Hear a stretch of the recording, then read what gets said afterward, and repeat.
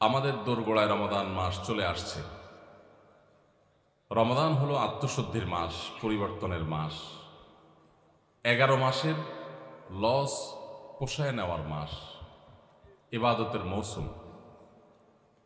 আল্লাহর নৈকট্য লাভের জন্য, জান্নাত অর্জনের জন্য আমাদের যে ইবাদত বন্দেগী করা দরকার ছিল, নানা কারণে সেক্ষেত্রে যে ঘাটতি, যে ত্রুটি বিচ্যুতি, যে অভাব আমাদের তৈরি হয়েছে গত 11 মাসে, আল্লাহ সুবহানাহু ওয়া তাআলা রমাদানের 1 মাস ব্যাপী ইবাদতের এই ভরা বসন্ত আর বিশাল বড় মৌসুম দিয়েছেন, যেন 11 মাসের সমস্ত ক্ষতি আমরা এই 1 মাসে পুষিয়ে নিতে পারি।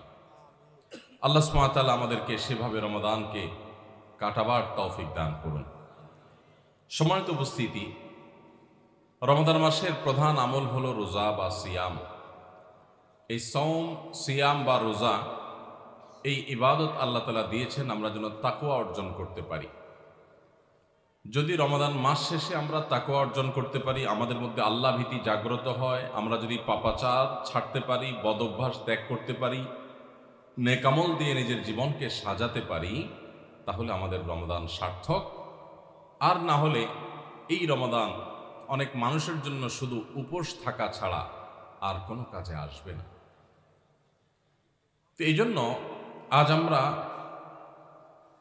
আমাদের রমাদানে সাধারণত যে সমস্ত ভুল ত্রুটিগুলো হয়, যেগুলোর কারণে আমাদের রমাদান সার্থক হয় না, অর্থবহ হয় না, রমাদানটা তার উদ্দেশ্যকে সফল করতে পারে না, বা আমরা রমাদানের যে আসল উদ্দেশ্য সেটি অর্জন করতে পারি না, যেই ভুলগুলোর কারণে এরকম 20টি ভুলের কথা আমরা আপনাদের সঙ্গে আজকে শেয়ার করতে চাই। এগুলো যদি আমরা একটু মাথায় রেখে এবারের রমাদানটা, আসন্ন রমাদানটাকে কাটাবার চেষ্টা করি, ইনশাআল্লাহ আশা করা যায় এই রমাদান আমার জীবনে একটা ছাপ ফেলে যাবে, আমার জীবনে একটা দাগ রেখে যাবে, আমার জীবনে একটা স্মরণীয় রমাদান হবে, জান্নাতের পথে অগ্রসর হওয়াটা সহজ হবে, আমি একজন ভালো মানুষ হতে পারবো, মুত্তাকি হতে পারবো। আল্লাহ আমাদের সবাইকে সে তৌফিক দান করুন। যে সমস্ত ভুলের কারণে, যে সমস্ত ত্রুটি বিচ্যুতির কারণে আমাদের রমাদানগুলো আমরা নষ্ট করে ফেলি, আমাদের আমলগুলো যথাযথভাবে করতে পারি না, রমাদানের আসল উদ্দেশ্য সাধন হয় না, তার মধ্যে থেকে সর্বপ্রথম যেটির উল্লেখ আমি করতে চাই সেটি হলো, রমাদানকে কেন্দ্র করে সর্বপ্রথম ভুলটি হলো, আমরা রমজান মাসের চাঁদ বেশিরভাগ মানুষ পশ্চিম আকাশে 29শে শাবানে তালাশ করার কথা, সেটা আমরা বেশিরভাগ লোক করি না। একটা সময় গ্রামে শহরে সব জায়গায় মানুষ চাঁদ তালাশ করত, যখন ফেসবুক ছিল না, যখন ইউটিউব ছিল না, বা সোশ্যাল মিডিয়ার এত ব্যবহার শুরু হয়নি, তখন গ্রামে শহরে সর্বত্র মানুষ চেষ্টা করত পশ্চিম আকাশে একটু চাঁদ তালাশ করার। রমাদানের চাঁদ আমরা তালাশ করব শাবানের শেষ দিনে, 29শে শাবান। এই চাঁদ তালাশ করাটা একটা ইবাদত, একটা নেক আমল। আমরা হেলায় এই নেক আমলটা হারাই ফেলি। আমরা এখন চাঁদ তালাশ করি, কিন্তু সেটা ফেসবুকে, আকাশে না। চাঁদ তালাশ হয় কোথায়? সবাই যখন ফেসবুকে তালাশ করে, তো চাঁদ দেখা কমিটি, হেলাল কমিটি, তারা যে ঘোষণা করবেন, তারা তো মানুষের দেয়া সংবাদের ভিত্তিতে ঘোষণা করবেন। এখন মানুষ যদি চাঁদ দেখা ছেড়ে দিয়ে সবাই ফেসবুক দিকে তাকায় থাকে, তাহলে তারা কার চাঁদ দেখার উপর ভিত্তি করে ঘোষণা দিবেন? এই জন্যই তো বেচারাদের দেখা যায় কোনো কোনো বছর 10টা, 11টা, 12টা বাজে চাঁদ দেখায়। কারণ আমরা তো চাঁদ দেখি না, আমরা নিউজ না দিলে তারা কোত্থেকে নিউজ দিবে? এই জন্য ভাইরা, রমাদান মাসের, রমাদানের জন্য চাঁদ দেখার চেষ্টা যদি আপনি করেন, আর যদি চাঁদ দেখতে নাও পারেন, চেষ্টাটা করছেন, পশ্চিম আকাশে চাঁদ খুঁজছেন, দেখেন নাই, তারপরেও আপনি একটা সুন্নাত আমল করার চেষ্টা করার কারণে, আপনার নেক আমলে চাঁদ দেখার চেষ্টা করার কারণে সওয়াব পাবেন। আর যদি চাঁদ দেখতে পান, তাহলে দোয়া পড়বেন, আল্লাহুম্মা আহিল্লাহু আলাইনা বিল ইয়ুমনি ওয়াল ঈমান ওয়াস সালামাতি ওয়াল ইসলাম। আল্লাহ, এই চাঁদকে আপনি আমার জন্য বরকতময় করে দিন, ঈমানময় করে দিন, শান্তিময় করে দিন, ইসলামময় করে দিন। এই পুরো চাঁদকে, পুরো মাসকে আমার জন্য, এই দোয়া পড়া সুন্নত। তাহলে রমাদান কেন্দ্রিক আমাদের প্রথম ভুল হলো, আমরা রমাদানের চাঁদ সাধারণত দেখি না, কিন্তু এখন থেকে ইনশাআল্লাহ রমাদান মাসের চাঁদ আমরা পশ্চিম আকাশে তালাশ করব। ঠিক আছে তো ইনশাআল্লাহ? দ্বিতীয়ত যে ভুলটি হয় তা হলো রমাদানের প্রস্তুতি অংশ হিসাবে আমরা বেশিরভাগ মানুষই ভুল প্রস্তুতি নেই। সেটি হলো প্রচুর পরিমাণে খাবার দাবার কেনাকাটা করে সেগুলো সংগ্রহ করে বাসা বাড়িতে খাবার দাবারের স্তূপ দিয়ে ফেলা। এটা হলো আমাদের বেশিরভাগ মানুষের রমাদানের প্রস্তুতি। অন্য যে কোনো সময়ের চাইতে রমাদান মাসে অতিরিক্ত খাবার ইত্যাদি কেনাকাটা আমরা করি, এটা রমাদানের যথাযথ প্রস্তুতি না। এই বিষয়ে পারিবারিক মিটিং হওয়া উচিত, ফ্যামিলির সদস্যদেরকে নিয়ে বসা উচিত যে আমরা এই রমাদানটা কিভাবে কাটাবো। রমজান তো ইবাদতের মাস, তো ইবাদতের মাসে আমরা খাবার নিয়ে এত ব্যস্ত হয়ে গেছি কেন? যে আমাদের ছোলা, চিনি, বেগুন, বেসন, আমাদের যত রকমের আপনার রমজান কেন্দ্রিক আইটেম আছে সেগুলো কিনে আমরা ভরায় ফেলতেছি বাসা। রমাদান মাসে তো দিনের বেলা আল্লাহ তাআলা খাবারই বন্ধ করে দিয়েছেন, শুধু রাতের খাবার। তাহলে যেখানে দিনের বেলা খাবারের অপশনই নাই সেখানে খাবার আমরা দ্বিগুণ ত্রিগুণ কিনছি কেন? এটা রমজানের যথাযথ প্রস্তুতি না।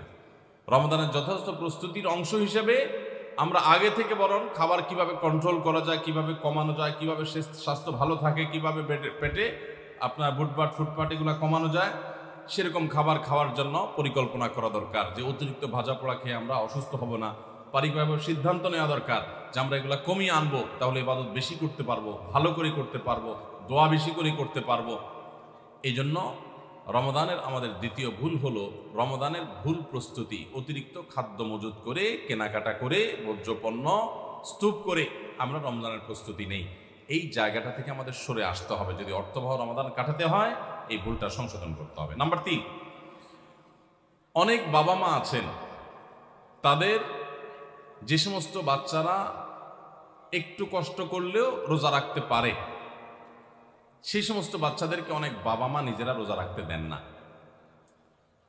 স্কুলের অভিযোগ দিয়ে মাদ্রাসা খোলা সে অভিযোগ তুলে, তাদের পরীক্ষা চলছে সে অজুহাত তুলে, নানা অজুহাত তুলে আজকাল দেখা যায় 8-10 বছর 12 বছরের বাচ্চারা রোজা রাখতে গেলে অনেক মা বাপ নিষেধ করেন। আমরা আমাদের ছেলেবেলায় দেখেছি, আমাদের চেয়ে যারা বড় সে আরো বড় মুরব্বী মানুষ আছেন আপনারা আরো বেশি দেখেছেন যে আগে বাবা মা ছোট ছোট বাচ্চারা রোজা রাখতে চাইলে তাদেরকে উৎসাহ দিতেন, তাদেরকে অনুপ্রেরণা দিতেন, আগ্রহ জাগ্রত করতেন তাদের মধ্যে, তাদেরকে সাহস দিতেন যে হ্যাঁ হিম্মত করতে হয়।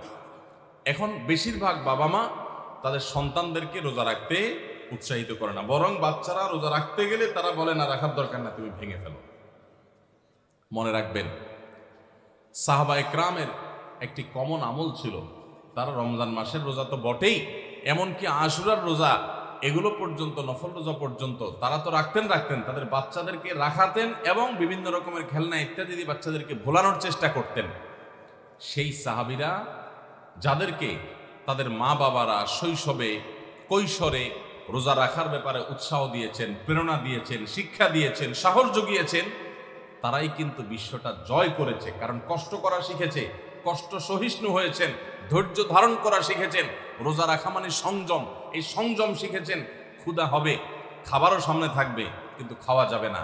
এই যে সংবরণ, এই যে সংযম, এই যে ধৈর্য, এই যে সহনশীলতা, এটার চর্চা করা যখন মা বাপরা শিখিয়েছেন, সেই সাহাবীদের সন্তানরাই কিন্তু অর্ধ পৃথিবী জয় করে ছেড়েছেন। আর আজকে আমাদের সন্তানদেরকে আমরা রোজা রাখাই না কেন? আমাদের মায়া হয়, ছেলেটার মুখটা ফ্যাকাশে হয়ে যাবে, মেয়েটার মুখটা শুকায় যাবে, আমার কাছে ভালো লাগবে না। আমি সবসময় বলার চেষ্টা করি, দেখুন আমাদের সন্তানদেরকে ভোগ শেখাবার প্রয়োজন নাই, ভোগ এটা শেখানোর দরকার হয় না। ভোগ করতে সবাই পারে, এটার জন্য যোগ্যতা লাগে না। ত্যাগ সবাই পারে না, ত্যাগটা শেখাইতে হয়। আপনার ছেলে মেয়েকে খাওয়া পড়ায় মোটা তাজা করবেন, এটার জন্য কোনো যোগ্যতার দরকার নাই। এটা গরু ছাগল পশু পাখি প্রাণী তারাও পারে, মানুষ তো পরের কথা। খাইতে কে না পারে? সবাই পারে। কিন্তু খাবার আছে, তবু আমি আল্লাহর নির্দেশে নিজেকে সংবরণ করব। একটা নির্দিষ্ট সময় সূর্য ডুবার আগ পর্যন্ত আমি খাবো না। এই যে ধৈর্য, এই যে সহনশীলতা, এই যে আত্মনিয়ন্ত্রণ, এই যে কন্ট্রোল, এই জিনিসটা আপনার বাচ্চার জীবনে অনেক গুরুত্বপূর্ণ একটা ব্যাপার। এটা তার জন্য অনেক বেশি জরুরি, তার কারণ তার সারা জীবন সামনে পড়ে আছে। তার জীবনে যা চাইবে সে সবকিছু পাবে না, বহু কিছু তার চাওয়ার সাথে পাওয়ার মিল থাকবে না। তার জীবনে অনেক সংগ্রাম করতে হবে, অনেক ইচ্ছা বিরুদ্ধ বিষয় তার সামনে এসে দাঁড়াবে, তখন সে সংযমী হতে পারবে, আত্মনিয়ন্ত্রণ করতে পারবে, ধৈর্য ধারণ করা শিখতে পারবে। আপনি যদি তাকে রোজা শিখান, আপনি তাকে যদি সওম শিখান, আপনি যদি তাকে বিরত থাকা শিখান, আপনি যদি তাকে সংযমের এই ইবাদত শিখান, আর যদি শুধুমাত্র ভোগ শিখান, বাচ্চা মুখ দিয়ে বাইর করলো আর আপনি অস্থির হয়ে গেছেন তাকে দেওয়ার জন্য, চোখ দিয়ে কোনো দিকে তাকাইলে তো সে কেনার জন্য আপনি পাগল পরা হয়ে গেছেন, এমনকি হালাল হারাম পর্যন্ত বাজ বিচার করছেন না। বাচ্চা যা চাচ্ছে তা দিচ্ছেন, যা চাচ্ছে না তাও দিচ্ছেন। এই যে ভোগবাদের ভিতরে নিজেও হাবুডুবু খাচ্ছেন, বাচ্চাকেও হাবুডুবু খাওয়াচ্ছেন, এর মাধ্যমে আপনার বাচ্চা কখনো যোগ্য মানুষ হবে না। আপনার বাচ্চা আর যা হোক, বিশ্বজয়ী সাহাবা একরামের সেই অনুসরণকারী বাচ্চা হতে পারবে না। তাদেরকে যদি আপনি সংগ্রাম শেখাতে চান, ভোর রাতে ঘুম থেকে জাগতে শেখান, ভোর রাতে উঠতে শিখান, আরামের ঘুম ছাড়া শেখান, আরামের কম্বল ত্যাগ করা শিখান, খাবার সামনে আছে, পানীয় সামনে আছে, ক্ষুধাও আছে, তৃষ্ণাও আছে, তারপরও সে খাবে না, এই সংযম শিখান। এরা দেখবেন পৃথিবীর নানা বাধার পাহাড় তারা ডিঙাতে শিখবে, নানা বাধার প্রাচীর তারা ডিঙাতে শিখবে, অতিক্রম করতে শিখবে। গোটা ইসলামটা আমাদেরকে কন্ট্রোল শিখায়। ভোগবাদী পৃথিবী আমাদেরকে শুধুমাত্র ভোগের উন্মাদনায় মাতাল হতে শিখায়, ইসলাম কন্ট্রোল করতে শিখায়। ভোগের উন্মাদনায় যখন মাতাল হয়ে যায় মানুষ, তখন তার দ্বারা পৃথিবীতে বড় কোনো কাজ করা সম্ভবপর হয় না। আজ গোটা পৃথিবীতে আমরা মুসলমানরা যেসব কারণে পিছিয়ে আছি, তোর মধ্যে থেকে একটা হলো এটা যে আমরা ভোগবাদের হাবুডুবু খাচ্ছি। আমরা ইসলামের যে নিয়ন্ত্রণ, আত্মনিয়ন্ত্রণ করার চর্চা এবং এর ট্রেনিং, এর প্রশিক্ষণ পাওয়ার কথা, সেটা আমরা নিচ্ছি না। রমাদান উপলক্ষে আমাদের বড় ভুল হলো যে আমরা নিজেরাও সিয়াম কি বলে সেটা বুঝার চেষ্টা করি না। রোজা কিন্তু আমাদের সাথে কথা বলে। রোজা বলে, দেখো তুমি রোজা রেখে তুমি পান করছো না, তোমার তৃষ্ণা আছে, রুমে কেউ নাই, ফ্রিজে ঠান্ডা পানি আছে, চাইলেই খাইতে পারো, কিন্তু তুমি খাচ্ছ না। তোমার ঘরে কেউ নেই, পেটে ক্ষুধা আছে, আবার হাতের কাছে খাবারও আছে, তারপর তুমি খাচ্ছ না। কেন? আল্লাহ নিষেধ করেছেন সেজন্য। তো এখান থেকে শিক্ষা গ্রহণ করে তোমার সামগ্রিক জীবনে আল্লাহর সমস্ত নিষিদ্ধ বিষয় থেকে বেঁচে থাকার যে ট্রেনিং এবং চর্চা, সেটা তুমি গ্রহণ করবা। এই কথাই রোজা আমাদেরকে প্রতিনিয়ত বলে। তো এই জন্য রমাদান কেন্দ্রিক আমাদের একটা বড় ভুল হলো, এই রোজার বার্তাটা আমরা নিজেরাও গ্রহণ করতে পারি না। আমাদের শিশুরা, বিশেষ করে যারা রোজা রাখার উপযোগী হয়, আমি 2 বছর 3 বছরের শিশুকে তো রোজা রাখার কথা বলি না, ইসলামও সে কথা বলে না। কিন্তু আপনার বাচ্চা যখন 8-10 বছর বয়স হয়ে যায়, যখন থেকে 7-8 বছর পার হয়ে যাওয়ার পর সে রোজা রাখতে শিখে, একদিন হয়তো সে জোহর পর্যন্ত রাখবে, এরপর ভেঙে ফেলবে, কোনো গুনাহ হবে না। আরেকদিন হয়তো সে আরেক ঘন্টা বেশি রাখবে, আরেকদিন হয়তো আসর পর্যন্ত রেখে ভাঙার মতো অবস্থা তৈরি হবে, প্রয়োজনে ভেঙে ফেলবে, এরপর আস্তে আস্তে সে রোজা রাখা শিখবে। এই বাচ্চা যে কষ্ট করা শিখে, যে ধৈর্য ধরা শিখে, যে ক্ষুধার কষ্ট এটা নিয়ন্ত্রণ এটা বুঝে, সেই বাচ্চা অনেক বড় কিছু করতে পারবে, তার দ্বারা ভালো কিছু হবে। তো আমাদের বাচ্চাদেরকে রোজা রাখতে চাইলে তাদেরকে আমরা আরো বেশি উৎসাহ দেব, অনুপ্রেরণা দেব, সাহস দেব, তাদেরকে ভুলানোর চেষ্টা করব। এরা ইনশাআল্লাহ খাঁটি মুসলমান হতে পারবে, যোগ্য মানুষ হতে পারবে। তাহলে রমজান কেন্দ্রিক আমাদের এই ভুলটা একটা বড় ভুল, যে আমরা আমাদের সন্তানদেরকে দেখা যায় রোজা রাখার ব্যাপারে উৎসাহ দেই না, বরং অনেকে নিরুৎসাহ দেই। মনে রাখবেন, কোনো বাবা, কোনো অভিভাবক যেন বাচ্চাদেরকে নিরুৎসাহিত আমরা না করি। 4 নম্বর রমাদান কেন্দ্রিক আমাদের ভুল হলো, আমরা অনেকে মনে করি ভোর রাতে আমরা যখন সাহারি খাইতে উঠি, সাহারি খাওয়ার পর আমাদের মুখে রোজার নিয়ত করা লাগে। এটা আমরা অনেকে এখনো মনে করি, নাওয়াইতু আন আসুমা গাদান, এরপরে কি মিন শাহরি রমাদান। দেখছেন সবার কড়া মুখস্থ, মাশাআল্লাহ। হ্যাঁ, মাসনুন দোয়ার কথা যদি জিজ্ঞাসা করি তাহলে অনেকেই বলতে পারবেন না, কিন্তু যে দোয়ার কোনো ভিত্তি কোরআন হাদিসে কোথাও নাই, ওইটা সবার মুখস্থ। নকলটা সবার মুখস্থ, আসলটার খবর নাই। রমজান মাসে বা রমজানের বাইরে কোনো সময় রোজার নিয়ত মুখে উচ্চারণ করা, এই যে নাওয়াইতু আন আসুমা গাদান মিন শাহরি রমাদান, আরো কি কি আছে, এরকম কোন দোয়া পড়ার কথা কোরআন কিংবা হাদিসে কোনো নির্দেশ আমাদেরকে দেওয়া হয় নাই। আপনি সাহারি খাইতে উঠছেন কি জন্য? রোজা রাখার জন্য। রমজান রোজা রাখার উদ্দেশ্যে সাহারি খাইতে উঠছেন, বাস এটাই নিয়ত। নিয়ত মানে মনের উদ্দেশ্য, নিয়ত মানে কি? মনের উদ্দেশ্য। অতএব সে উদ্দেশ্য আছে, তাতে নিয়ত হয়ে গেছে। মুখের নিয়ত করাটাকে যারা জরুরি বা আবশ্যক মনে করেন, তারা অবশ্যই ভুলের মধ্যে আছেন, এবং এটাকে জরুরি আবশ্যক বানানোর কারণে বেদাত হতে পারে, বরং গুনাহ হতে পারে। রমাদান কেন্দ্রিক একটা ছোট ভুল বলা যেতে পারে যে এই মুখে নাওয়াইতু আন আসুমা দোয়া পড়াটাকে আমরা জরুরি মনে করি। অনেক ক্যালেন্ডার ইত্যাদি দেখবেন এরকম রমজানের ক্যালেন্ডার, ইফতার সাহরির ক্যালেন্ডার, ওখানে দেখবেন এরকম দোয়া দেওয়া আছে। এই দোয়ার কোনো ভিত্তি কোরআন অথবা হাদিসে নাই। নকল জিনিস বোঝার একটা সহজ পদ্ধতি বলি, এই যে দোয়া আছে নাওয়াইতু আন আসুমা গাদান, এই দোয়ার শেষে হাদিসের কিতাবের নাম, বইয়ের নাম, হাদিস নম্বর, কোনো রেফারেন্স দেখবেন না। বুঝতে পেরেছেন? এটা হলো মেড ইন জিনজিরা জিনিস আইটেম যেরকম দেখেন না, ওই রকম। তো এই জন্য এটাকে একটা আমরা ছোট ভুল বলতে পারি রমাদান কেন্দ্রিক, যে আমরা মুখে নিয়ত করাকে অনেক আবশ্যক মনে করি। 5 নম্বর রমাদান কেন্দ্রিক আমাদের ভুল হলো, আমরা বেশিরভাগ মানুষ, শতকরা হয়তো 90%-এরও বেশি মানুষ, আমরা যারা রোজা রাখি, আমরা শুধুমাত্র পেটের রোজা করি। রোজাটা শুধু পেটের না ভাই, রোজাটা পুরো বডির, রোজাটা পুরো শরীরের, মাথা থেকে পা পর্যন্ত শরীরের প্রত্যেকটা অঙ্গের রোজা আছে। আমরা শুধু পান বা আহার থেকে, যৌনাচার থেকে বিরত থাকাটাকে রোজা মনে করি।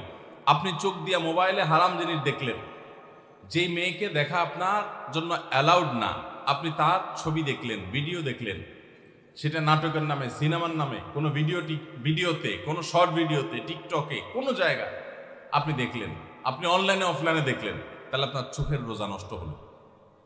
আপনার হাতের রোজা নষ্ট হবে যদি হাত দিয়ে কোনো গুনাহের কাজ করেন। পাও দিয়ে যদি কোনো অন্যায়ের পথে যান, পায়ের রোজা নষ্ট হবে। কান দিয়ে যদি আপনি মিউজিক শুনেন, আপনি গান শুনেন মিউজিক সহ, আপনি হারাম কিছু শুনেন, গীবত শিকায়াত শুনেন, তাহলে সেক্ষেত্রে কানের রোজা নষ্ট হবে। ঠিক একইভাবে আপনি মুখ দিয়ে খারাপ কোনো কথা বললেন, কটু কোনো কথা বললেন, গালিগালাজ করলেন, কারোর সাথে ঝগড়াঝাটি করলেন, তাহলে আপনার মুখের রোজা নষ্ট হবে। পুরো শরীরের প্রত্যেকটা অঙ্গ প্রত্যঙ্গের রোজা আছে।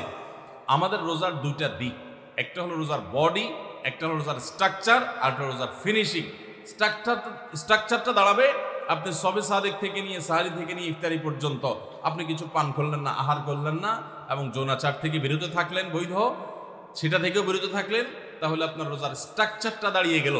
কিন্তু এই রোজা বা সিয়ামের ফিনিশিংটা হবে তখন যখন আপনার মাথা থেকে পা পর্যন্ত শরীরের প্রত্যেকটা অঙ্গ প্রত্যঙ্গের রোজা রাখবেন। শরীরের প্রত্যেকটা অঙ্গ প্রত্যঙ্গকে যখন আপনি গুনাহ থেকে বাঁচাবেন, তখন আপনার রোজাটা পূর্ণতা পাবে। নবী করিম সাল্লাল্লাহু আলাইহি সাল্লাম বলেছেন, বুখারীর হাদিস, মাল্লাম ইয়াদা কাউলা যুরি ওয়াল আমাল বি ওয়াল জাহল ফালাইসা লিল্লাহি হাজাহ আন ইয়াদা তাআমাহু ওয়া শারাবা। যে ব্যক্তি রোজা রেখে মিথ্যা কথা বাদ দিল না, রোজা রাখছে আবার মিথ্যা কথা বলে, আবার যে ব্যক্তি মিথ্যা কাজ, প্রতারণা, 2 নম্বরে এই সমস্ত বাদ দিল না রোজা রেখে, যে ব্যক্তি মূর্খতা সুলভ কাজ করলো, এই ব্যক্তি রোজা রাখে উপবাস থাকায় আল্লাহর কোনো ঠেকা পড়ে নাই, অর্থাৎ তার নিজের কোনো লাভ হয় না, তাহলে এটা উপবাস থাকা ছাড়া আর কি। ঠিক একইভাবে নবী করিম সাল্লাল্লাহু আলাইহি সাল্লাম বলেছেন, কোনো ব্যক্তি রোজাদার অবস্থায় কেউ যদি তার সাথে বিবাদে লিপ্ত হতে আসে, ঝগড়া করতে আসে, সে বলবে ইন্নী সায়েম, তোমার কথার বহুত জবাব দেওয়ার ছিল, কিন্তু আমি রোজাদার আছি, সো আমি তোমার সাথে কথা বাড়াতে চাই না। ভাইরা আমার, আমাদের রোজার সবচেয়ে বড় ভুল যদি আপনি আমাকে জিজ্ঞেস করেন, তো আমি বলবো সবচেয়ে বড় ভুল হলো যে আমরা রোজা রেখে নানান পাপাচারে লিপ্ত হই, নানান গুনাহে লিপ্ত হই। আমরা রোজা শুধু পেটের রাখি, আমরা আমাদের শরীরের অন্যান্য অঙ্গ প্রত্যঙ্গের রোজা রাখতে পারি না। রোজা মনেরও করতে হয়, মন দিয়ে কোনো খারাপ চিন্তা করব না, খারাপ জল্পনা কল্পনা করব না, অন্যায় কোনো কিছু করব না, মনের ভিতরে হিংসা রাখবো না, বিদ্বেষ রাখবো না, কারোর প্রতি শত্রুতা রাখবো না, এটা মনের রোজা। আর পুরো শরীর যখন রোজা রাখবে, তখন এই ব্যক্তি হবে এমন রোজাদার যেই রোজার স্ট্রাকচারও ঠিক আছে, ফিনিশিংও ঠিক আছে। পূর্ণাঙ্গ রোজা রেখে এই ব্যক্তি রাইয়ান নামক গেট দিয়ে প্রবেশের উপযোগী। এই ব্যক্তি স্বয়ং আল্লাহর কাছ থেকে কিয়ামতের ময়দানে সেই মহাপুরস্কারের উপযুক্ত। এই ব্যক্তি সিয়ামের মাধ্যমে কোরআন এবং হাদিসে যত পুরস্কারের কথা বলা আছে সবগুলোর উপযুক্ত হতে পারবে। যে ব্যক্তির রোজা তাকে শুধু পেটের চাহিদা থেকে তাকে দূরে রাখে না, বরং শরীরের সমস্ত অঙ্গ প্রত্যঙ্গ দ্বারায় সমস্ত পাপাচার থেকে বিরত থাকার সংগ্রাম করে, নিয়ত করে, চেষ্টা করে এবং সেটা বাস্তবায়ন করে। আল্লাহ আমাদের সবাইকে তৌফিক দান করুন।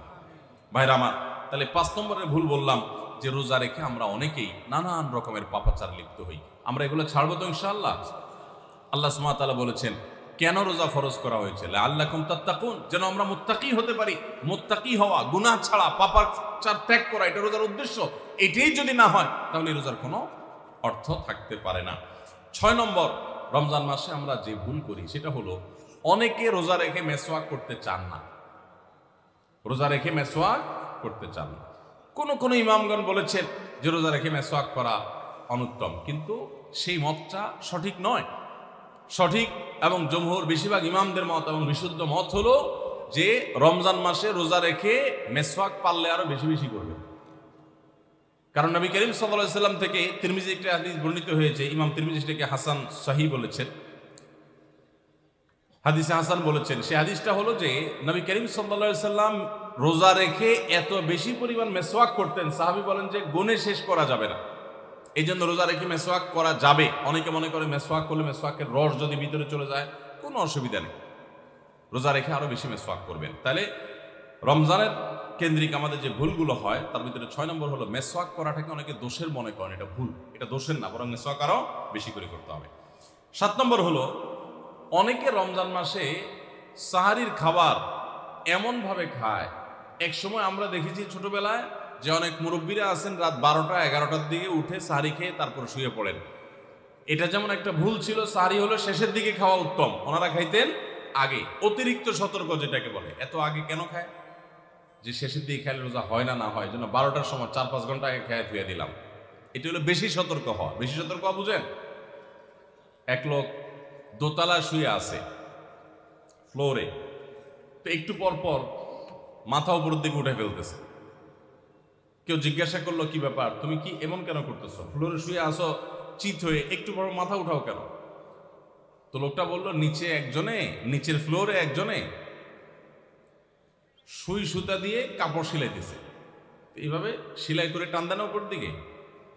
তো বলে যে সতর্ক থাকতে তো দোষ নাই, যদি ফ্লোর ভেদ করে আমার মাথা লাগে, এই জন্য মাথা উঠে ফেলতেছে। তো এটা অতিরিক্ত সতর্কতা হলো না? সতর্কতা ভালো, কিন্তু অতি সতর্কতা ভালো না। সাহারি অনেকে রাত 12টা 1টার সময় খান, এটা হলো অতিরিক্ত সতর্কতা। এত বেশি ভালো না, এত অতিরিক্ত সতর্ক হওয়া বরং নিষেধ। হাদিসে নবী সাল্লাল্লাহু আলাইহি ওয়াসাল্লাম আমাদেরকে সাহারি শেষের দিকে খেতে বলেছে। এখন আরেকটা ভুল হলো অনেকে সাহারি এত শেষে খান যে মুয়াজ্জিনের সাথে ওনার কম্পিটিশন হয়। মুয়াজ্জিন মাইক ধরে, মাইকের সামনে দাঁড়ায় মুয়াজ্জিন ঘড়ির দিকে তাকাতে তাকে টিক টিক টিক টিক আগাইতেছে কাটা। মুয়াজ্জিন প্রস্তুতি নিচ্ছে যে আল্লাহু আকবার করে হাঁক দিবে, আর উনিও ওইদিকে প্লেট হাতে গ্লাস হাতে খাবার খাচ্ছেন, ধুমায়া খাচ্ছেন, এবং কম্পিটিশনে লিপ্ত হয়েছেন যে মুয়াজ্জিন আগে আল্লাহু আকবার বলে না, তিনি আগে গিলে শেষ করেন। এরকম কম্পিটিশন হয় কি হয় না?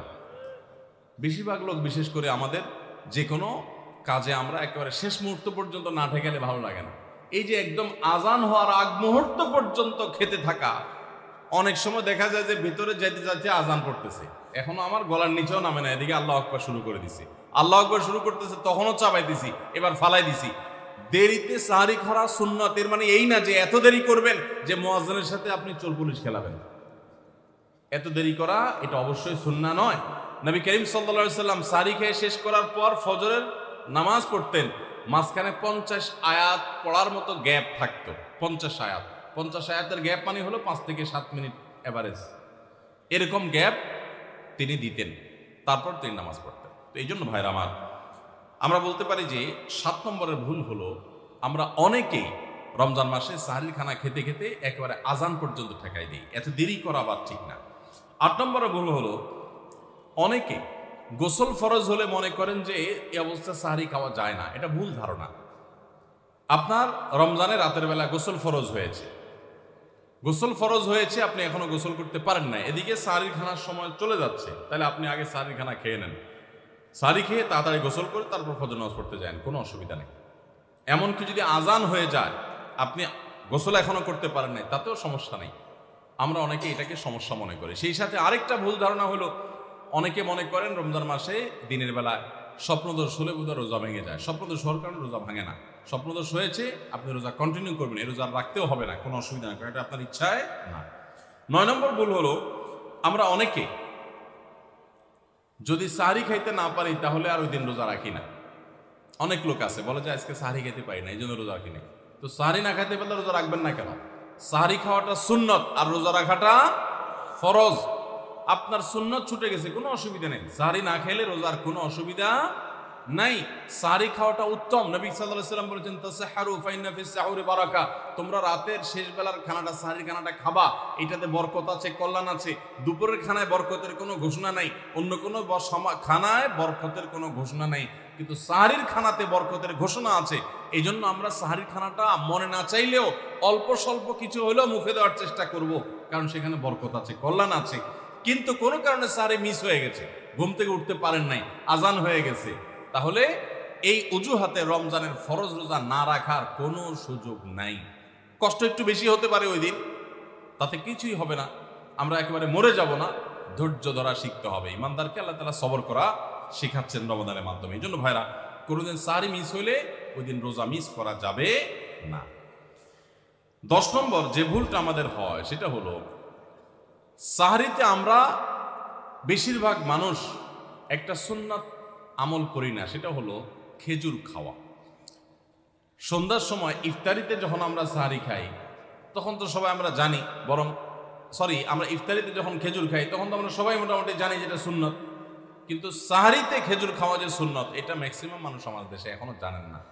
নবী করিম সাল্লাল্লাহু আলাইহি ওয়াসাল্লাম বলেছেন, নি'মা সাহুরুল মুমিনি আত-তামার, ইমানদারের সবচাইতে উত্তম সাহারি হলো খেজুর।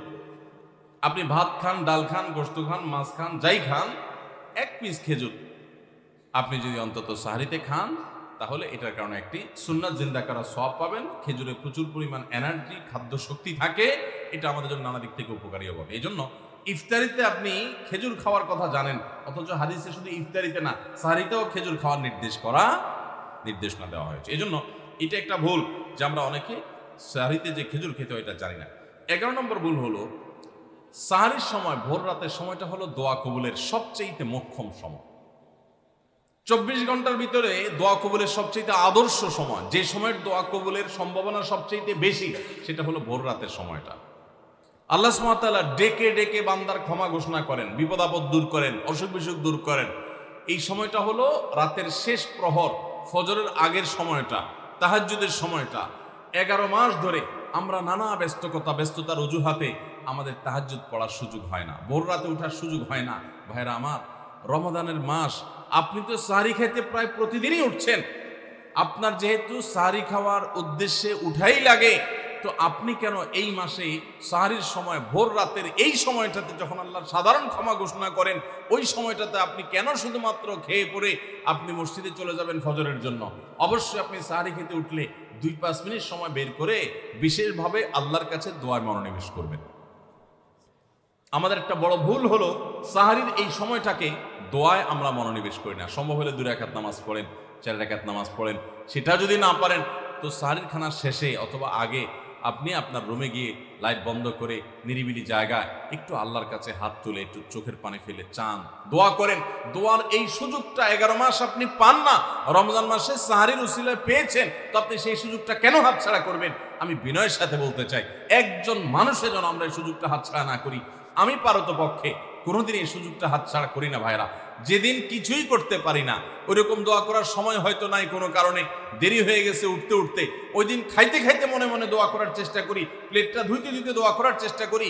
কারণ মুয়াজ্জিন ফজরের আজান যখন দেন, ওয়াক্ত যখন হয়, তার আগ মুহূর্ত পর্যন্ত আল্লাহ তাআলা দুনিয়ার আসমানে এসে তারপরে বান্দাকে ডেকে ডেকে বলেন, আলা মিন মুবতালান, তোমাদের মধ্যে কেউ কি অসুস্থ আছো, ফাআফিয়াহু, আমি তাকে সুস্থতা দান করব। আল্লাহ মিন মুস্তাগফিরিন ফাগফির লাহ, তোমাদের মধ্যে কেউ কি আছো ক্ষমা প্রার্থনাকারী, আমি তাকে ক্ষমা করে দিব। এভাবে ডেকে ডেকে আল্লাহ তাআলা দিতে থাকেন।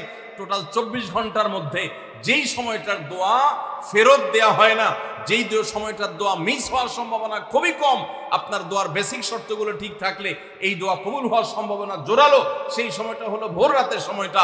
রমজান মাসে এই সময়টাতে দোয়ার যে সুযোগ তৈরি হয়, দোয়ার যে বিশাল সুযোগ আপনি পান, এই সুযোগটা হাতছাড়া করে আপনি শুধুমাত্র খেয়ে দিয়ে এই সময়টাকে পার করে দেন, এটা কখনো বুদ্ধিমানের কাজ হতে পারে না। এই জন্য রমজান মাসের ভুলগুলোর মধ্যে থেকে একটা হলো যে সাহারির সময়টাতে, ভোর রাতের সময়টাতে, দোয়া কবুলের গুরুত্বপূর্ণ সময়টাতে আমরা দোয়া তো করিই না। অনেকে ওই সময় আজকাল সাহারি পার্টি বের করেছেন, তামাশা বের করেছেন, অনেকে টেলিভিশনের প্রোগ্রাম দেখেন। কোন চ্যানেলে সাহারির সময়ের কোন প্রোগ্রাম আমরাও মাঝে মধ্যে, এগুলো আগে রেকর্ড করা থাকে। সাহারির সময় আমরা টেলিভিশনে প্রোগ্রাম করতে চাই না, আগে রেকর্ড করা থাকে, সেগুলো চলে। এগুলো হলো তাদের জন্য যারা টেলিভিশনে হারাম জিনিস দেখবে, ওই টাইমটাতে সে যেন হারাম জিনিস না দেখে ভালো কিছু দেখে। আপনাদেরকে আমরা বলবো, কখনো ওই ভোর রাতের ওই সময় ইসলামিক প্রোগ্রামও দেখতে যাবেন না। আপনি ওই সময়টাতে আল্লাহর সাথে কথা বলবেন, ওই টাইমটা ইবাদতের সময়, ওই টাইমটা দোয়া এবং রোনাজারের সময়। আমরা বেশিরভাগ মানুষ এই ভুলটা করি যে রমজানে আল্লাহর কাছে পাওয়ার এই বিশাল সুযোগ আমরা হাতছাড়া করে ফেলি। আমরা এখন থেকে সাহারিতে উঠলে দোয়া করবো তো ইনশাআল্লাহ। আল্লাহ আমাদের সবাইকে তৌফিক দান করুন। তাহলে এটি ছিল 11 নম্বর ভুল। রমাদানকে আমাদের সার্থক করতে হলে এই ভুলটা দূর করতে হবে, সংশোধন করতে হবে। সাহারিতে দোয়া থেকে বিরত থাকা, এই ভুল করা যাবে না। 12 নম্বর ভুল হলো অনেকে রোজা রেখে থুতু গেলাটাকে দোষণীয় মনে করেন যে রোজা রেখে বোধহয় থুতু গেলা যায় না, এই জন্য ঘন ঘন থুতু ফেলে দেখবেন অনেকে আছেন। বিশেষ করে নতুন নতুন যখন রোজা রাখে পোলাপান, তখন দেখবেন যে মিনিটে মিনিটে থুতু ফেলে, আছে না নাই? এই ঘন ঘন রোজা রাখে আপনার থুতু ফেলে কেন? কারণ মনে করতেছে থুতু গিললে তার রোজা ভেঙে যাবে। ভাই, থুতু যদি আপনি না গিলেন আপনি বাঁচবেন? থুতু না গিললে কেউ বাঁচবে? যতই আপনি থুতু ফেলেন, আপনার থুতু তো কিছু না কিছু ভিতরে যাবেই। যদি না যায়, গলা শুকিয়ে গেলে তো আপনি মরেই যাবেন। এই জন্য এটা একটা ভুল যে আমরা মনে করি থুতু ফেলা লাগে। রোজা রেখে রোজার কারণে এক্সট্রা কোনো থুতু ফেলার দরকার নাই। আপনার মুখে বালু চলে আসছে, একটা মশা ঢুকে গেছে, আপনি রোজা আছে, এটা যেন ভিতরে না যায় সেজন্য থুতুটা ফেলে দিলেন, এটা ভিন্ন কথা। আপনি বেসিনে গিয়ে ফেলে আপনি একটু পানি ঢেলে দিলেন, কিন্তু রোজা রেখে ঘন ঘন থুতু ফেলতে হবে, থুতু গেলা যাবে না, এরকম কোনো কথা নাই। এটা আমাদের একটা ভুল, রমজান কেন্দ্রিক একটা ভুল। 13 নম্বর ভুল হলো আমরা বেশিরভাগ মানুষ রমজান মাসে ফজরের নামাজ পড়ে এসে ঘুম দেই। আপনার যদি রাতে ঘুম না পুরে আবার দিনে ডিউটি থাকে, ঘুম একটু যদি যাওয়াই লাগে, তো ফজরের পর পর ঘুমাবেন না। আলহামদুলিল্লাহ, আমাদের বাসায় আমরা এটার প্র্যাকটিসটা প্রতি বছর খুব হার্ডলি করার চেষ্টা করি। ফজরের পর পর কোনো ঘুম নেই, ফজরের পর একটু কোরআন তেলাওয়াত করেন। প্রথম চোখ ভেঙে আসবে, কারণ আপনি ভোর রাতে উঠছেন, অভ্যাস নাই। তো যাতে চোখে ঘুম না আসে সেজন্য নানান বুদ্ধি বাইর করে ঘুম দূর করেন, একটু উঠবস করেন। ওই টাইমে বসে ফজরের পরে আপনি তেলাওয়াত করেন, জিকির আজকার করেন, সকাল সন্ধ্যার দোয়াগুলো পড়েন, একটু দোয়া করেন, রমজানের কিছু আমল করেন। এশাকের নামাজের ওয়াক্ত হয়ে গেছে, 2 রাকাত নামাজ পড়ে এরপর আপনি পারলে দরকার হলে শুয়ে যান, কিন্তু ফজরের পর পর শুয়ে যাবেন না। এটা একটা ভুল, কারণ নবী করিম সাল্লাল্লাহু আলাইহি সাল্লাম সকালের এই সময়টার জন্য দোয়া করেছেন, আল্লাহুম্মা বারিক লি উম্মতি ফি বুকুরিহা, আল্লাহ আমার উম্মত জন্য সকালের সময়টাতে বরকত দান করুন। আর ওই সময় আপনি ঘুমায় থাকছেন। তো রমজান মাসে আমরা এটা একটা ভুল করি, এটা আমরা করব না যথাসম্ভব। তারপর 14 নম্বর ভুল হলো আমরা যারা নিয়মিত আজানের জবাব দেই, আজানের জবাব দেওয়া একটা আমল, আপনারা জানেন তো? মুয়াজ্জিন যা বলে তার সাথে সাথে তা বলা, তার পরপর সেটা বলা। মুয়াজ্জিন যখন আল্লাহু আকবার বলে, তখন আপনিও আস্তে আস্তে করে আল্লাহু আকবার বলবেন। মুয়াজ্জিন আবার যখন আল্লাহু আকবার বলবে, আপনিও আল্লাহু আকবার বলবেন। মুয়াজ্জিন যখন আশহাদু আল্লা ইলাহা ইল্লাল্লাহ বলবে, আপনিও আশহাদু আল্লা ইলাহা ইল্লাল্লাহ বলবেন। মুয়াজ্জিন যখন আশহাদু আন্না মুহাম্মাদুর রাসূলুল্লাহ বলবে, আপনি কি বলবেন? আশহাদু আন্না মুহাম্মাদুর রাসূলুল্লাহ বলবেন। অনেকে সাল্লাল্লাহু আলাইহি সাল্লাম পড়ে, সাল্লাল্লাহু আলাইহি সাল্লাম পড়বেন হলো আজানের শেষে, কিন্তু আজান চলাকালীন আশহাদু আন্না মুহাম্মাদুর রাসূলুল্লাহ বলবেন। সহিহ মুসলিমের আজানের জবাব দেওয়ার অধ্যায়ে পরিষ্কারভাবে নবী সাল্লাল্লাহু আলাইহি ওয়াসাল্লাম শিখিয়ে দিয়েছেন। ইমাম মুয়াজ্জিন যখন বলবে ইযা ক্বালা আশহাদু আন্না মুহাম্মাদুর রাসূলুল্লাহ ফাকুলু আশহাদু আন্না মুহাম্মাদুর রাসূলুল্লাহ, তখন আমরা আশহাদু আন্না মুহাম্মাদুর রাসূলুল্লাহ বলবো। এরপর হাইয়া আলাস সালাহ হাইয়া আল ফালাহ যখন বলবে, তখন লা হাওলা ওয়ালা কুওয়াতা ইল্লা বিল্লাহ বলবো। এরপর আল্লাহু আকবার বললে তাই বলবো, লা ইলাহা ইল্লাল্লাহ বলার সময় তাই বলবো। তারপরে আজানের জবাব দেবো, দুরূদ পড়বো, দোয়া পড়বো। এই যে আজানের জবাব, এটাতে লাভ হয় কি জানেন? মুয়াজ্জিন আজান দিয়ে যেই সওয়াব পায়, আজানের যারা মুখে জবাব দেয়, মুয়াজ্জিনের সাথে সাথে বলে, তাদেরকে আল্লাহ তাআলা সমপরিমাণ সওয়াব দান করে। আর মুয়াজ্জিন কি পরিমাণ সওয়াব পায় সেটা কি জানেন? কোন মুয়াজ্জিন যদি আল্লাহকে খুশি করার জন্য আজান দেয়, দুনিয়ার উদ্দেশ্য তার কাছে না থাকে, বরং আল্লাহকে খুশি করাটাই তার উদ্দেশ্য থাকে, তাহলে এই মুয়াজ্জিনের ফজিলত হলো ওই মুয়াজ্জিনের আজান শুনে যত মানুষ মসজিদে আসবে, ওই ওয়াক্ত নামাজে যত মানুষ শামিল হবে, সবাই যে পরিমাণ সওয়াব পাবে, যার যার অ্যাকাউন্টে যাবে, বোনাস হিসাবে সবার সমপরিমাণ সওয়াব মুয়াজ্জিনকে দেওয়া হবে। আর আপনি মুয়াজ্জিনি না করে শুধু আজানের জবাব দিলেও সেই মর্যাদা বোনাস হিসেবে আল্লাহ তাআলা আপনাকে দান করবেন। এই হাদিসের ফজিলত একবার আরো 10, 12, 13 বছর আগে কোন এক জায়গায় আমি বলেছিলাম, সৌদি আরবে থাকতে।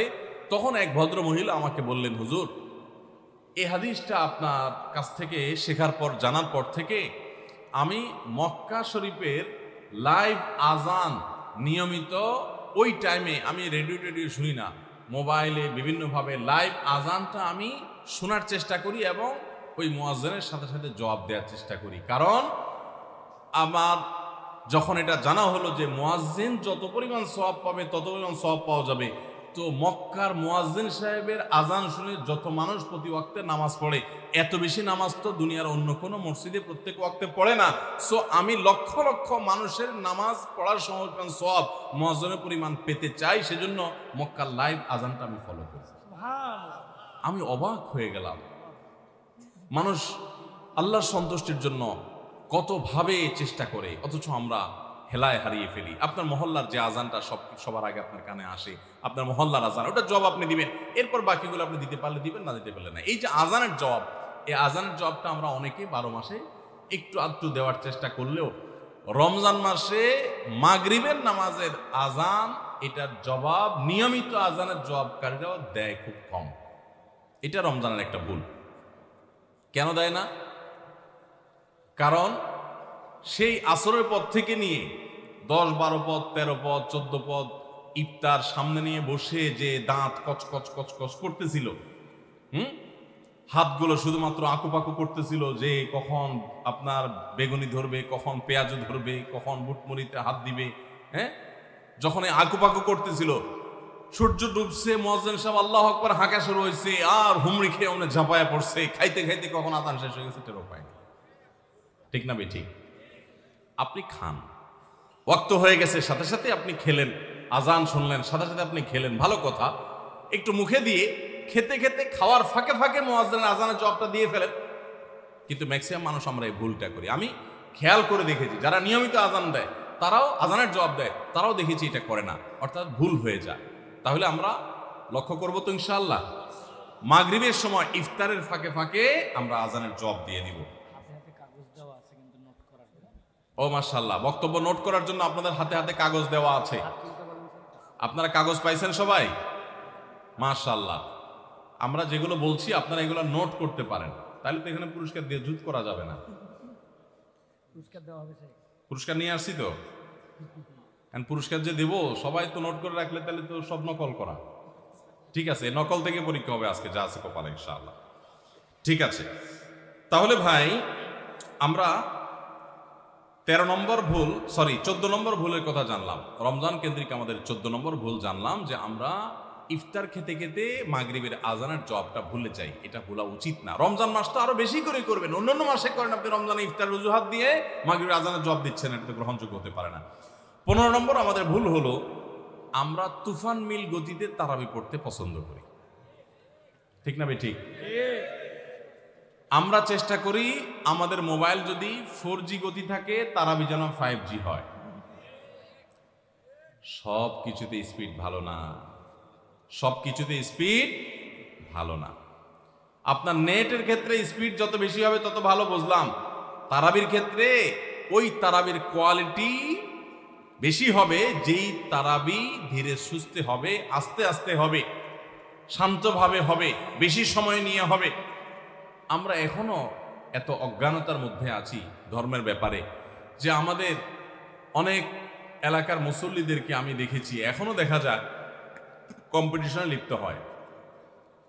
এক এলাকার মুসল্লি অন্য এলাকার মুসল্লিরা দেখলে বলে, দোস্ত তোদের তারাবির কি অবস্থা?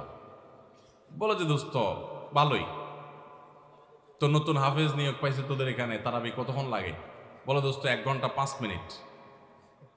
তো এবার আগের দোস্ত বলে যে বলস কি, আমার তো 55 মিনিটে শেষ। মানে খুব প্রাউড ফিল করতেছে যে আমাদের হাফেজ এত তুখোড় হাফেজ যে 55 মিনিটে শেষ করে ফেলা। শুনেন, হাফেজদের একটা গোমর বলি আপনাদেরকে। গোমরটা হইল, হাফেজদের জন্য তাড়াতাড়ি পড়াটা অনেক সহজ, আস্তে পড়া এটা সব হাফেজ পারে না। বুঝতে পারছেন? যারা গাড়ি চালাইতে পারেন, ড্রাইভিং জানেন, তারা ভালো করে বুঝবেন। গাড়ি জোরে চালাইতে খুব বেশি যোগ্যতা লাগে না, গাড়ি আস্তে চালানোর জন্য যোগ্যতা লাগে। আমি জীবনে যখন প্রথম গাড়ির স্টিয়ারিং হুইল ধরে শেখা শুরু করি, আমাকে ট্রেনিং দিছে নেপালের একজন ভাই, আমার সহকর্মী, সৌদি আরবে ছিলেন, আলেম মানুষ, মদিনা ফারেক, শেখ রিয়াজুল হক। তো উনি আমাকে স্টিয়ারিং ধরে যখন আমি গাড়ি চালানো শুরু করছি, আপনারা যারা গাড়ি চালানো শিখাইছেন বা শিখতে দেখছেন দেখবেন, নতুন নতুন যারা ড্রাইভার হয় একদম বিসমিল্লাহ বলে শুরু করে, যখন সাধারণত রাস্তাঘাট ফাঁকা থাকলে ভোরে এরকম সময় তো চালায়, তো তখন রাস্তা ফাঁকা পায়, আপনার স্কেলেটার চাপ দিলে গাড়ি বঁ বঁ করে দৌড়ায়, শান্তি লাগে, আরো জোরে চাপ দেয়, আরো জোরে দৌড়ায়, শান্তি লাগে। তখন দেখবেন পাশে থাকা লোক বলে আস্তে আস্তে, মানে বেশি জোরে, কারণ আপনি কন্ট্রোল করতে পারবেন না। তো আমাকে তখন আমার ওই ড্রাইভিংয়ের যে শিক্ষক ছিলেন সে ভাই আমাকে বললেন, যখন আমি মোটামুটি চালাতে পারি, অসুবিধা নাই, তখন উনি আমাকে বললেন আপনার জন্য এখন সবচেয়ে বড় টেস্ট হলো কত আস্তে চালাতে পারে, বিশেষ করে ম্যানুয়াল গিয়ারের গাড়ি যদি হয়, আর যদি পরীক্ষা হয় সবচেয়ে আস্তে চালানো, তো নতুন ড্রাইভার বেশিরভাগই ফেল করবে, কারণ আস্তে চালাতে গেলে একটু পরে স্টার্ট বন্ধ হয়ে যাবে, ব্যালেন্স রাখতে পারবে না। তো আমি দেখলাম ঠিক আমারও সে একই অবস্থা হচ্ছে, আস্তে তো পারি না। তো আমি বললাম যে ভাই আস্তে যে চালাইতে বলো তুমি, আস্তে তো চালাইতে পারতেছি না ভাই, জোরে তো ঠিকই পারি। তো আমার বলতেছে জোরে পালার জন্য যোগ্যতা লাগে না, তো চাপ দিলেই তো দৌড়ায়, তুমি ব্যালেন্স ঠিক রেখা দেখি কত আস্তে চালাতে পারো। সে আমার গাড়ি থেকে নাইমা বলতেছে আমি পাশে হাঁটবো আস্তে আস্তে, আমার গতিতে তুমি গাড়ি চালাবো, দেখি পারো কিনা। আমি তো পারতেছি না, বলো যে না তুমি এখনো পাকা হও নাই। তো হাফেজদের অবস্থা একই রকম। হাফেজদেরকে যদি বলেন যে ধীরে ধীরে পড়েন আপনারা তারাবিতে, দেখবেন অনেক হাফেজ পারবে না, অনেক হাফেজ পারবে না, অনেকে পারবে, কিন্তু গতির সাথে তা পড়া এটা খুব সোজা কাম। ভাইরা আমার, আমরা তারাবিতে গতি দিয়া যদি পড়ি, অনেক মসজিদে আছে হাফেজ সাহেবরা বেচারারা গতি তো সাধে দেয় না, মুসল্লিদের মুক্তাদিদের চাপের চোটে ওই বেচারারা দৌড়ের উপরে থাকে। হুজুর আপনারা তো দেরি হয় কেন? পাশের মসজিদে মুসল্লিরা চলে আসে আমাদের আগে, রাস্তাঘাটে দোকানে এসে তারা চা খাওয়া শুরু করে, আমরা পরে বাইর হই, আমাদের মানিজ্যতা লাগে যে তোদের হাফেজ বোধহয় ভালো হাফেজ না। বুঝতে পেরেছেন? ওই কপাল পড়ারা বুঝতেছে না যে তাড়াহুড়ো করাটা ভালো হাফেজ হওয়ার লক্ষণ না। তো এই জন্য ভাই তারাবিতে অতিরিক্ত তাড়াহুড়া করা এটা হলো আমাদের বড় একটা ভুল। ঢাকার ধানমন্ডি তাকওয়া মসজিদে আমাদের মুফতি সাইফুল ইসলাম ভাই আজকের অতিথি, ওনার মসজিদে আমি একবার তারাবি পড়েছি। সুবহানাল্লাহ, এত ধীরস্থিরতার তারাবি আমি জীবনে কোথাও দেখিনি। এত ধীরস্থিরতার তারাবি কিয়ামুল লাইল শেষ দশকে যে করে, এত লম্বা সময় নিয়ে এত আস্তে আস্তে পড়েন। আলহামদুলিল্লাহ, মসজিদ ভর্তি মুসল্লি থাকে, পুরো ঢাকা থেকে মানুষ যায়। এরকম মসজিদ বাংলাদেশে আরও আছে, হাতে গোনা খুব কম। আমি অবশ্য তারাবিটা আমার বাসার নিচে আমার ছেলের ইমামতিতে সাধারণত পড়ি। তো যাই হোক, মসজিদে তারাবি এত ধীরস্থিরতার সাথে আমি ওখানে সবচেয়ে বেশি দেখেছি, আরও অন্যান্য জায়গায় থাকতে পারে। এই জন্য ভাইরা আমার, রমজানের ভুলগুলোর একটা হলো যে তারাবিতে তাড়াহুড়ো করি আমরা। তাড়াহুড়ো করবেন না। আপনার হাফেজ সাহেবকে যদি আপনি খুব গতিতে পড়তে বলেন, এক পারা যদি প্রথম কয়েকদিন তো 1.5 পারা পড়ে, এরপরে 1 পারা করে পড়ে শেষ পর্যন্ত। 1 পারা পড়তে এশার নামাজ সহজ যদি তার তাড়াহুড়ো করে পড়তে যদি 1 ঘন্টার সময় লাগে, তো ধীরস্থিরতার সাথে পড়লে 1 ঘন্টা, বড় জোর 10 মিনিট সময় লাগবে। 5 থেকে 10 মিনিটের পার্থক্য, এর বেশি না। 5-10 মিনিটের জন্য আপনার পুরো 1 ঘন্টা তারাবিটা আপনি বরবাদ হয়ে যেতে পারে। যদি অতিরিক্ত তাড়াহুড়া হয়, অস্পষ্ট থাকে, তাহলে তারাবি পড়ার কোনো মানেই থাকতে পারে না। এই জন্য তারাবিতে তাড়াহুড়া করবেন না, ধীরস্থিরতার সাথে পড়বেন। এবং এই বছর বিশেষ করে আমরা ওই যে তারাবির সালাতে কোরআনের বার্তা বইটা লিখেছি, এটার উদ্দেশ্য হলো তারাবি যাতে আপনার কাছে বোঝা মনে না হয়, তাড়াতাড়ি শেষ করে দিতে আপনার মনে না চায়, আপনি আগে থেকে একটু বইটা দেখে যাবেন যে আজকের তারাবিতে কি কি আছে, কোন নবীর ঘটনা আছে। যখন ওই আয়াতগুলো তেলাওয়াত করা শুরু করবে, তখন আপনি রিলেট করতে পারবেন, আপনার কাছে ভালো লাগে কাজ করবে, তারাবিটা আপনার কাছে বোঝা মনে হবে না। তাহলে 15 নম্বর ভুল হলো তারাবিতে তাড়াহুড়ো করা। আরেকটা বিষয় আছে, সেটা হলো তারাবির 4 রাকাত পর পর দোয়া পড়া। কি দোয়া জানো? আমি 2-3 শব্দ পারি, সুবহানাল মুলকি ওয়াল মালাকুতি, এতটুকু পারি। এরপরে কি আপনারা জানেন ভালো, যেহেতু কোরআন হাদিসে কোথাও পাই নাই, এই জন্য আমি তো জানি না, শুধু পাবলিকের মুখোমুখি শুনছে ছোটবেলা থেকে, কিন্তু বই পুস্তকে কোথাও পাই নাই কোরআন হাদিসে। তো এই জন্য তারাবির 4 রাকাতের পর পর এরকম দোয়ার কোনো কথা কোরআন বা হাদিসে নাই। 4 রাকাত পর পর সময় দেওয়া হয় কেন জানেন? এটা রেস্টের টাইম, যে 4 রাকাত পড়ছেন একটু রেস্ট করেন। আপনি তখন শুরু করছেন সুবহানাল মুলকি ওয়াল মালাকুতি, আরো রেস্ট আপনার নষ্ট হলো, তো এই জন্য তো আপনাকে সময় দেওয়া হয়নি। তো এই জন্য তারাবির এই ভুলগুলো আমাদের একটা ভুল রমজান কেন্দ্রিক। 16 নম্বর ভুল হলো মোবাইল, টেলিভিশন এবং এই জাতীয় ডিভাইসগুলোতে আমরা অনেকে গেমস ইত্যাদি খেলে সময় নষ্ট করি। কারণ দুপুরের খাবারের সময় কাজ নাই, অবসর থাকি, তো দেখা যায় মোবাইলে নষ্ট করে সময়। মহিলারা অনেক সময় রিমোট নিয়ে বসে টেলিভিশনের সামনে সময় নষ্ট করেন, অনেক সময় গেমস খেলে সময় নষ্ট করেন, অনেকে ঘুমায় থাকেন অতিরিক্ত। প্রবাস জীবনে অনেকে আছে ঘন্টায় ঘন্টা এভাবে সময় নষ্ট করেন, কারণ দুপুরে খাবার নাই, সকালের খাবার নাই, সময়গুলো কাজে লাগানোর সুযোগ পান না। তো এটা বড় ভুল। আপনার রমাদানের এই সময়গুলো অনেক দামি, এই সময়গুলো এভাবে নষ্ট করাটা আপনার রমাদানকে নষ্ট করার শামিল। এটা হলো 16 নম্বর ভুল। 17 নম্বর ভুল হলো ইফতারের সময় দোয়া করতে হয়, এটা আমরা জানি সবাই, ইফতার খেতে দোয়া আছে সেটাও জানি, বিসমিল্লাহ বলে ইফতার খেলাম, ইফতার খাওয়ার পর দোয়া পড়বো আমরা জাহাবাজ জামা ওয়াবতাল্লাতুল উরুক ওয়া সাবাতাল আজরু ইনশাআল্লাহ, অথবা আল্লাহুম্মা লাকা সুমতু আলা রিজকিকা আফতারতু। আমরা দোয়া এটা জানি সবাই। কিন্তু কেউ যদি আপনাকে ইফতারের দাওয়াত দেয়, ইফতার করায়, তখন তার জন্য একটা দোয়া আছে, ওইটা আমরা ম্যাক্সিমাম মানুষ জানি না। বলবো সেটা, সেই দোয়াটা হলো নবী করিম সাল্লাল্লাহু আলাইহি সাল্লাম তাকে কেউ ইফতার করালে তিনি তার জন্য দোয়া করতেন, আকালা তুআমাকুমুল আবরার ওয়াসাল্লাত আলাইকুমুল মালাইকা ওয়া আফতার ইনদাকুমুস সাইমুন। তোমাদের খাবার যেন নেককাররা খায়, হ্যাঁ, এবং তোমাদের উপর ফেরেশতারা যেন তোমাদের জন্য দোয়া করে, আর তোমাদের খাবার যেন রোজাদাররা খায়, ইফতার করে। কেউ ইফতার করে তার জন্য এই দোয়া করা সুন্নাত, এটা আমরা অনেকে জানি না। তো এই দোয়া না করা, এটা আমার মনে হয় আমাদের সমাজের ম্যাক্সিমাম মানুষের মধ্যে আছে যে আমরা দোয়া করি না, ইফতার কেউ খাওয়াইলে খেয়ে চলে আসি, বড় জোর অন্য দোয়া পড়ি, কিন্তু এই দোয়া পড়া সুন্নাত এটা আমরা জানি না। তাহলে এটা একটা ভুল আমাদের রমজান কেন্দ্রিক। 18 নম্বর ভুল হলো এতেকাফ না করা এবং পরিবারকে শেষ 10 দিনে ঘুম থেকে জাগিয়ে না তোলা। রমজানের শেষ 10 দিন এতেকাফ করা হলো রমজানের সবচাইতে তৃপ্তিদায়ক ইবাদত। যেই ইবাদতের তৃপ্তি আপনি নগদে পাবেন সেটা হলো রমজানের শেষ দশকের এতেকাফ। দুঃখজনক বিষয় হলো ম্যাক্সিমাম মানুষ আমাদের দেশে মসজিদগুলোতে দেখা যায় এতেকাফের লোক পাওয়া যায় না, টাকা দিয়ে লোক ভাড়া করে এতেকাফে রাখা লাগে, একটা দুঃখজনক ব্যাপার। তো রমজানের একটা গুরুত্বপূর্ণ আমল হলো এই এতেকাফ, এটা আমরা করি না, চেষ্টা করবো তো ইনশাআল্লাহ।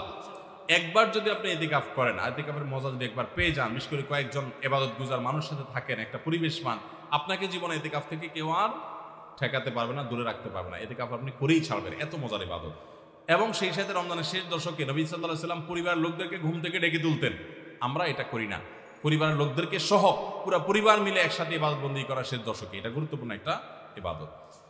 তাহলে 18 নম্বর ভুল হলো এতেকাফ না করা, পরিবারকে শেষ দশকে না জাগানো। 19 নম্বর ভুল হলো শেষ 10 দিন আসলে আমরা কেনাকাটা, শপিং, হ্যাঁ, যারা শহরে আছে তারা গ্রামের বাড়িতে যায় ঈদ করা, এগুলোর পিছনে আমরা ব্যস্ত হয়ে যাই। শেষ 10 দিন হলো ইবাদতের সবচেয়ে গুরুত্বপূর্ণ সময়, রমজানের আসল টাইম হলো শেষ 10 দিন, সবে কদর ওর মধ্যেই আছে, অথচ আমরা সেই সময়টাতে সবচেয়ে বেশি অবহেলা কাটাই, এটা রমজানের একটা বড় ভুল। আর 20 নম্বর এবং সর্বশেষ যেটা বলতে চাই সেটা হলো যে অনেকে আমরা ফিতরাটা সময় মতো দেই না। ফিতরাটা হলো চাঁদ উঠছে তখন থেকে নিয়ে ঈদ উল ফিতরের নামাজের আগ পর্যন্ত এই সময়ের মধ্যে দিয়ে দিবেন। এত অল্প সময়ের মধ্যে, রাত্রের মধ্যে গরিব যদি খুঁজে না পান তাহলে 1 দিন 2 দিন আগে থেকেও দিতে পারবেন, কিন্তু কোনো অবস্থাতে ঈদের নামাজের পরে ফিতরা দিলে সেটা ফিতরা আদায় হবে না। তাহলে ভাইরা আমার, এই 20টা ভুল যদি আমরা সংশোধন করতে পারি, এগুলোর প্রতি আমরা খেয়াল রাখতে পারি, তাহলে আশা করা যায় আমাদের রমজানটা বড় সুন্দর হবে, অর্থবহ হবে। এই রমজানটা আমাদেরকে তাকওয়া অর্জন করাবে এবং সফল এবং সার্থক রমজান আমরা কাটাতে পারবো। চেষ্টা করবো তো ইনশাআল্লাহ। আমি এক নজরে আবারও বলে দিচ্ছি, 1 নম্বরের ভুল হলো রমজানের চাঁদ না দেখা, শাবানের 29 তারিখে রমজানের চাঁদ তালাশ না করা পশ্চিম আকাশে, এটা আমাদের একটা ভুল। 2 নম্বর হলো আমাদের রমজানের প্রস্তুতির অংশ হিসেবে শুধু খাবার টাবার কিনে ভরায় ফেলা, ইবাদতের রুটিন নাই, খাবার নিয়ন্ত্রণ করার ব্যবস্থা নেই, বরং অতিরিক্ত খাবারের ব্যবস্থা করা, এটা আমাদের একটা ভুল। 3 নম্বর হলো আমাদের ছোট ছেলে মেয়েরা যদি রোজা রাখতে চায় তাদেরকে রাখতে না দেওয়া, মায়া করে তাদেরকে রোজা থেকে বিরত রাখা, এটা আমাদের একটা ভুল। 4 নম্বর হলো মুখে নাওয়াইতা নাসুমা গাদান এই জাতীয় দোয়া করাটাকে জরুরি মনে করা, এটা একটা ভুল। 5 নম্বরের আমাদের ভুল হলো রমজানের যে আমাদের অনেকে পেটের রোজা রাখি, চোখে, মুখে, কানে, অন্য অন্য অঙ্গ প্রত্যঙ্গ দিয়ে নানা গুনাহ করি, ফেসবুকে ইত্যাদিতে, এর মাধ্যমে আমাদের রোজা অর্থবহ হয় না, এটা আরেকটা ভুল। 6 নম্বর হলো আমরা অনেকে মেসওয়াক করাটাকে দোষণীয় মনে করি, অথচ রোজা রেখে মেসওয়াক করা যায়। 7 নম্বরে ভুল হলো আমরা অনেকে সারি খেতে খেতে একেবারে আজান পর্যন্ত ঠেকাই দেই, অথচ এটা ভুল, আজান পর্যন্ত ঠেকাইতে হয় না, একটু আগে শেষ করতে হয়। এবং আজান দিচ্ছে তখনও আপনি খাবেন, এটা তো রোজাই হবে না আপনার যদি ওয়াক্ত হয়ে যায়। আর 8 নম্বরে ভুল হলো আমরা অনেকে গোসল ফরজ হলে মনে করি সাহারি খাওয়া যায় না, অথচ গোসল ফরজ অবস্থায় সাহারি খাওয়া যায়। আর 9 নম্বরে ভুল হলো আমরা অনেকে সাহারি খেতে না পারলে ওই দিন রোজা রাখি না, অথচ সাহারি না খেতে পারলেও রোজা রাখা যায়। 10 নম্বরে ভুল হলো সাহারিতে খেজুর খাওয়া, এটা আমরা অনেকে জানি না যে খেজুর খাওয়া সুন্নাত, খাই না খেজুর আমরা, এটা একটা ভুল। 11 নম্বর ভুল হলো সাহারির সময় দোয়া কবুল হয় ভোর রাতে, এটা আমরা বেশিরভাগ মানুষ মিস করে ফেলি। 12 নম্বর ভুল হলো আমরা অনেকে মনে করি মুখের থুতু এটা গিলা যায় না রোজা অবস্থায়, জন্য ঘন ঘন থুতু ফেলি, এটা আরেকটা ভুল। 13 নম্বর ভুল হলো যে আমরা অনেকে ফজর নামাজের পরপরই রমজান মাসে শুয়ে পড়ি, একটু কমপক্ষে এশাক পর্যন্ত জেগে ইবাদতবন্দি করে তারপর ঘুমানো উচিত। আর 14 নম্বরে ভুল হলো মাগরিবের সময় ইফতারের সময় যখন মুয়াজ্জিন আজান দেয়, অন্যান্য দিন আজানের জবাব দিল, রমজানে মাগরিবের সময় আমরা অনেকে আজানের জবাব মিস করে ফেলি, এটা একটা ভুল। ইফতারের ফাঁকে ফাঁকে আজানের জবাব দেওয়া উচিত। আর 15 নম্বর ভুল হলো তারাবিতে আমরা অনেকে তাড়াহুড়ো করা পছন্দ করি, অথচ এটা তারাবির মানকে নষ্ট করে দেয়। 16 নম্বর ভুল হলো মোবাইলে, টেলিভিশনে, বিভিন্ন প্রোগ্রামে, গেমস ইত্যাদিতে আমরা রোজা থেকে যেহেতু খাবার দাবার নাই সকালে দুপুরে, এই টাইমটাতে আমরা সময় নষ্ট করি, এটা আরেকটা ভুল। আর 17 নম্বর হলো যে ব্যক্তি ইফতার করায় তার জন্য একটা দোয়া পড়তে হয়, আকাল্লা তাআমুকুল আবরার ওয়াসাল্লাত আলাইকুল মালাইকা ওয়াফতার ইনদাকুমুস সাইমুন। আমরা অনেকে কেউ ইফতার করে তাকে দোয়া করাতে যাই না, এটা আরেকটা ভুল। আর 18 নম্বর হলো রমজানের শেষ 10 দিনে নবী সাল্লাল্লাহু আলাইহি ওয়াসাল্লাম জীবনে কখনো ইতিকাফ ছাড়েন নাই। যত বছর তিনি বেঁচে ছিলেন প্রত্যেক বছর রমজানের শেষ 10 দিন তিনি মসজিদে ইতিকাফ করতেন। আমরা যে আমল নবী সাল্লাল্লাহু আলাইহি ওয়াসাল্লাম জীবনে এক বছরও ছাড়েন নাই, সে আমল বেশিরভাগ মানুষ জীবনে এক বছরও করি নাই। রমজানের আসল মজাই হলো ইতিকাফ, এটা আমরা বেশিরভাগ করি না, এটা একটা ভুল। এবং পরিবারের লোকদেরকে শেষ 10 দিন জাগায় তোলা ইবাদত বন্দেগীর জন্য, সেটা আমরা করি না। 19 নম্বর ভুল হলো শেষ 10 দিন হলো ইবাদতের 10 দিন। নবী সাল্লাল্লাহু আলাইহি ওয়াসাল্লাম ইয়াজতাহিদু ফিহি মা লা ইয়াজতাহিদু ফি গায়রি, এই 10 দিন ইবাদতের জন্য যত চেষ্টা করতেন এত চেষ্টা কখনো করতেন না। আর এই 10 দিন আমরা বেশিরভাগ মানুষ কেনাকাটা, শপিং ইত্যাদিতে ঘোরাফেরাতে নষ্ট করি, এটা সবচেয়ে বড় ভুলগুলোর একটা। আর 20 নম্বর হলো ফিতরা আমরা সময় মতো আদায় করি না। অনেকে ঈদের নামাজের পরে ফিতরা দেন, সেটা ফিতরা আদায় হবে না, সাধারণ দান হয়ে যাবে, এটা হলো 20 নম্বর এবং সর্বশেষ ভুল। আল্লাহ সুবহানাহু ওয়া তাআলা সমস্ত ভুল, বিচ্যুতি, ত্রুটি এই সবগুলা থেকে বেঁচে থেকে একটা অর্থবহ সার্থক রমাদান কাটাবার তৌফিক আমাদেরকে দান করুন। সবাই চেষ্টা করবো তো ইনশাআল্লাহ। জাযাকুমুল্লাহু খায়রা ওয়া আখিরু দাওয়ানা আলহামদুলিল্লাহি রাব্বিল আলামিন।